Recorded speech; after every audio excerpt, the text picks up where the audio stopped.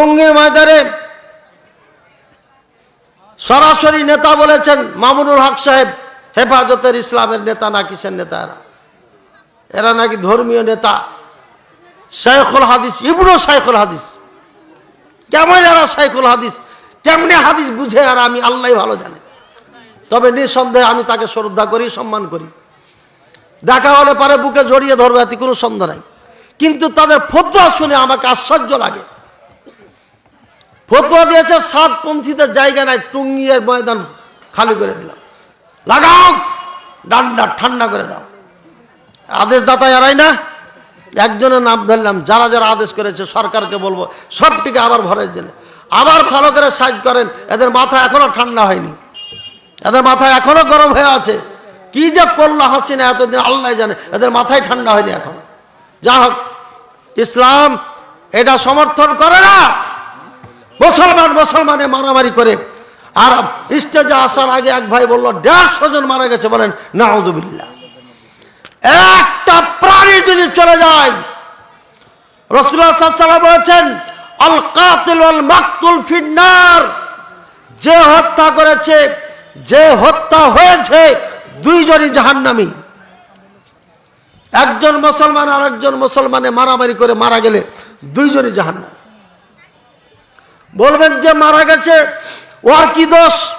রাসূলুল্লাহ সাল্লাল্লাহু আলাইহি ওয়াসাল্লাম ওটা বলে দিয়েছেন, ওয়া কাদ হারিসুল লিকাতলি আখিহি, কারণ এই লোকটাও তাকে হত্যা করার চেষ্টাই ছিল কিন্তু পারে নাই।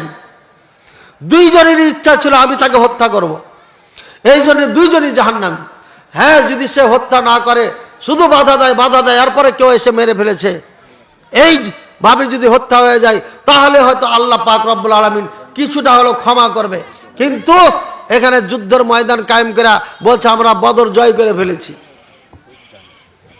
নাউযুবিল্লাহ সুম্মা নাউযুবিল্লাহ, স্পষ্ট এটা গুমরাহি। আমি এখান থেকে বলতে চাই, তাবলিগ জামাত যদি থাকে সাদ সাহেবেরটাই থাকবে, জুবাইর সাহেবেরটা থাকবে না। বুঝেছেন কেন বললাম? ইন্ডিয়াতে কে না, জুবাইর সাহেব কি আছে ইন্ডিয়াতে? ইন্ডিয়াতে কি জুবাইর সাহেব আছে? আরে জুবাইর সাহেবের বাড়ি বাংলাদেশে। বাংলাদেশের তাবলিগ জামাত দুই ভাগে ভাগ হয়েছে, একটা জুবাইরি, একটা সাদি। বুঝেছেন? জুবাইর পন্থী আর সাদপন্থী।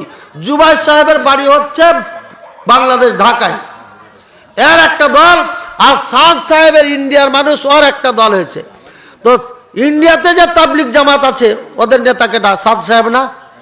পাকিস্তানের নেতা কেটা? সাদ সাহেব। দিল্লিতে যে আমির হবে, গোটা পৃথিবীর আমির সে হবে, এটা তাদের নিয়ম। সুতরাং বাংলাদেশে দুই দল হয়েছে, এর মানে জুবাইর সাহেবের দলটা এটা উগ্র দল, এরা এখানে সমস্যা করেছে।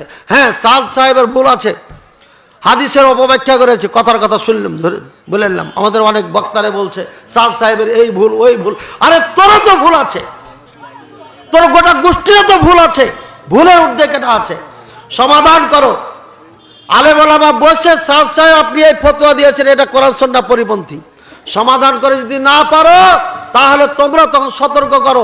কিন্তু একই ময়দানে তাবলিগ জামাতের নাম দিয়ে, দাওয়াতের নাম দিয়ে, ইসলামের লেবাস পরিধান করে তোমরা 100 জন 150 জন বা 2 জন বা 3 জন 4 জন মানুষকে হত্যা করবা, এটা কোন ধর্মের শিক্ষা দিয়েছে? কোন ইসলামের শিক্ষা দিয়েছে? এটা কোরআনের ইসলাম, আমাদের ইসলাম, আল্লাহর মনোনীত ধর্ম ইসলাম, এটা শিক্ষা নাই।